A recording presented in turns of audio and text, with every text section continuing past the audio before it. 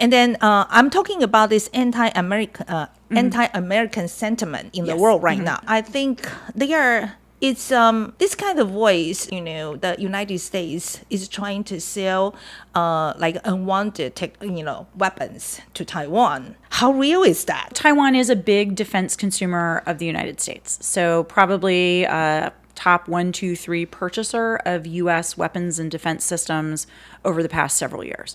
So it's true that we sell Taiwan a lot of weapons. Taiwan chooses which weapons to buy or not to buy. We don't force them one way or another.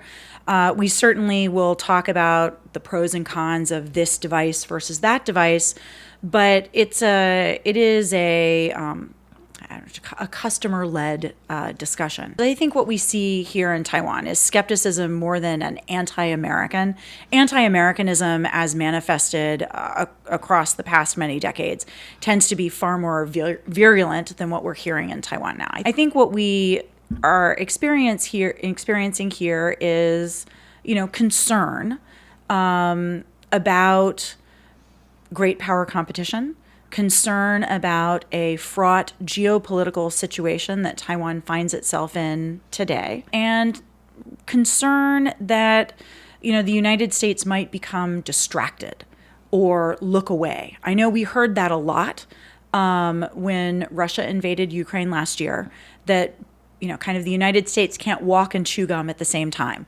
We can either focus on Europe or we can focus on Asia, and we can't do both. I think we've proven over the last year that we can do both, and that we can pay attention, quite close and concerted attention, to both the situation in the Indo-Pacific region and crisis in Europe at the same time. And I think that will absolutely continue. There are some people already saying that that's not give Ukraine all the weapons they want. I'm sure you heard about that too. For example, like Mr. Donald Trump, they have been saying that for a while already. And I have to say, when hearing them say that, it gives me great concern, about the American commitment to not only to Ukraine, also in Taiwan or to Taiwan. So in the case of a different party going to the White House, does that mean that, whatever the strategy or the policy right now will be changed?